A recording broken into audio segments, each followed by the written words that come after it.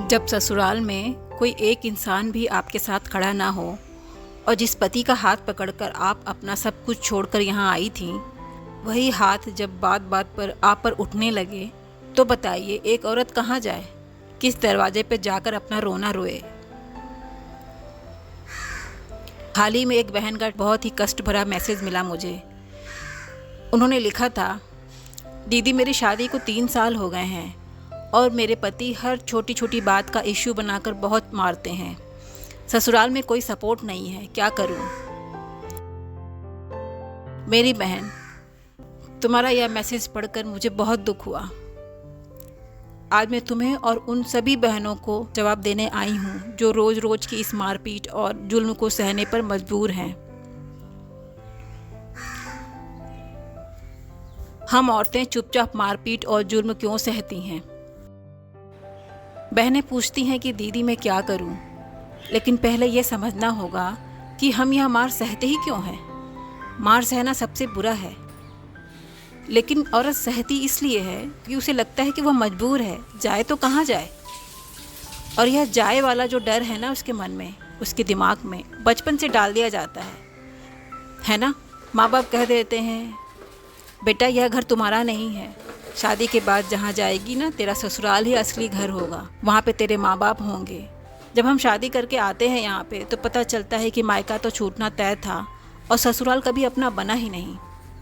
काश हमारे माँ बाप ने भी हमें हमारे भाइयों की तरह पाला होता। काश बचपन से हमारे दिमाग में यह डाला होता कि बेटा तुम्हें भी कमाना है और अपने पैरों पर खड़ा होना है।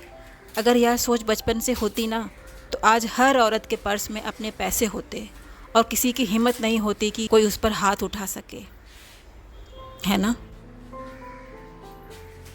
तो बहन, जब हमारे पास कोई रास्ता ही नहीं है, कोई घर ही नहीं है, पर्स में पैसे नहीं हैं, तो हम जाएंगे क्या? मार ही तो खाएंगे ना। जब घर में मारपीट की नौबत आए तो अपनी सीमा कैसे तय करें? अब मैं आपको बताती हूँ कि जब आपके सामने मारपीट की नौबत आए तो अपनी रक्षा कैसे करनी है। जब मैं नई नई आई थी तो घर की ही एक बुजुर्ग महिला का स्वभाव ऐसा था कि वे हमेशा कलेश और माहौल ख़राब करना चाहती थीं। वे कई बार इशारों से या बातों से ये दर्शा चुकी थीं कि उनको मौका मिले तो वो मारपीट कर सकती हैं, यानी कि वो मारपीट का माहौल बनाने की कोशिश करती रहती थीं। लेकिन संजोग से मेरे हस्बैंड ऐसे नहीं हैं, नहीं तो मैं समझ सकती हूँ कि माहौल कैसा होता। एक दिन मैंने सुबह 10 बजे ही उनके लिए चने की दाल और रोटी बनाकर रख दी थी। शाम को जब मेरे हस्बैंड आए तो उन्होंने साफ झूठ बोल दिया था कि इसने तो मेरे लिए खाना ही नहीं बनाया है। मैंने आपसे इस बात का जिक्र पहले वीडियो में किया था, जब मेरी डिलीवरी हुई थी, मेरा बच्चा बहुत छोटा था, तब की बात है। वे चाहती थी कि बात बिगड़े, कलेश हो। जब मेरे पति ने पूछा मुझसे, मैं शांति से कहा कि खाना बना हुआ है, मैंने बना दिया था टाइम पे। लेकिन वह बुजुर्ग औरत हाथ उठाकर सीधे मुझे मारने के तेवर से आगे बढ़ी, है ना। फिर मैंने क्या किया?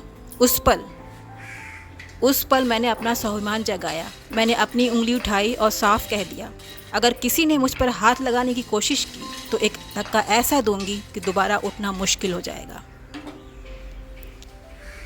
और याद रखिए, घर में कई बार मैं और आप अकेली होती हैं, इसलिए अपनी मर्यादा मत लांघिए।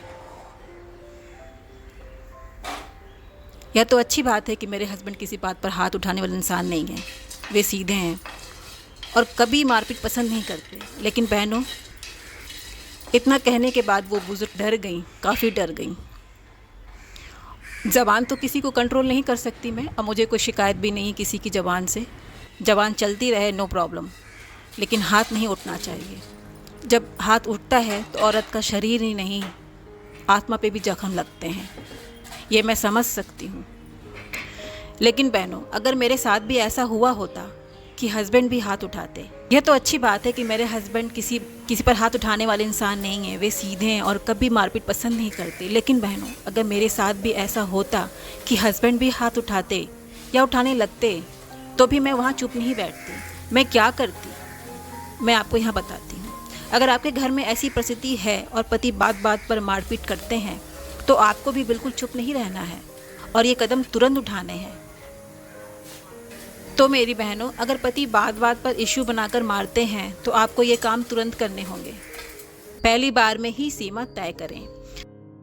जब पहली बार हाथ उठे तभी शांत लेकिन बेहद सख्त आवाज़ में कह दो कि मुझ पर हाथ उठाने का हक आपको किसी ने नहीं दिया। अगर पहली बार से होगी तो उनकी हिम्मत बढ़ती ही जाएगी। उस वक्त बहस ना करें। जब पति गुस्से में हो तो उस समय बहस मत करो, है ना। बहस करके बात ना बढ़ाओ। खुद को शारीरिक चोट से बचाने के लिए उस कमरे से बाहर निकल जाओ जितना संभव हो।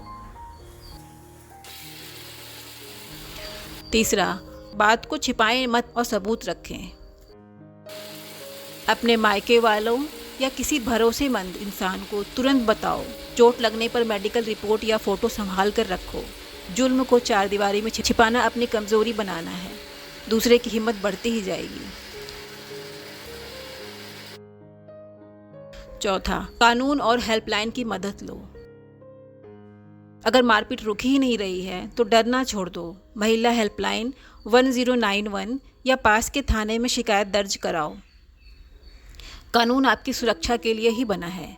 बहन, कभी कभी वो नहीं सुनते हैं एक बार तो दोबारा जाओ। अगर फिर नहीं सुनते हैं तो दोबारा नंबर मिलाओ, क्योंकि जितनी बार नंबर मिलाओगी हर बार नया बंदा आता है और कई बार बहुत अच्छे लोग मिल जाते हैं जो आपकी बात को सुनते हैं और समझते हैं, है ना। हिम्मत नहीं हारो बहन, ये आपकी लड़ाई है। अपनी लड़ाई खुद लड़नी पड़ेगी, कोई दूसरा बचाने नहीं आ पाएगा। सहना बंद करो, तभी दुनिया इज्जत करेगी।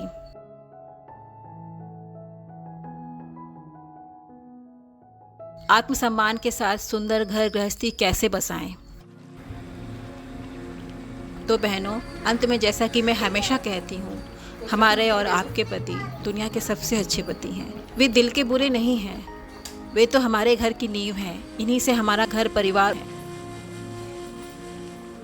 वे हमारे लिए बुरे तब बन जाते हैं जब घर का ही कोई अपना उन्हें हमारे खिलाफ भड़काता है, उकसाता है या कान भरता है। इसलिए अगर गुस्सा है तो उस इंसान से कीजिए, नफ़रत है तो उस इंसान से कीजिए, उस माहौल से कीजिए जिसने आपके पति के मन में आपके खिलाफ इतनी नफ़रत भर दी है कि वे हाथ उठाने पर उतर आए हैं। क्योंकि जो इंसान कभी प्यार करता था आपको, उसका यूं बदल जाना किसी तीसरे के भड़काने का ही नतीजा होता है। लेकिन इसका मतलब यह भी नहीं है कि आप चुपचाप मार सहती रहें या अपना स्वाभिमान खत्म कर ले। घर गृहस्थी बिना मार खाए और अपने आत्मसम्मान को बचाकर भी बहुत प्यार से बसाई जा सकती है। अपने रिश्ते को संवारिए, समझदारी से स्थिति को संभालिए और अपने आत्मसम्मान के साथ जिए। आप सभी खुश रहिए, अपना ख्याल रखिए। मैं रीना, आप सभी को मेरा नमस्ते।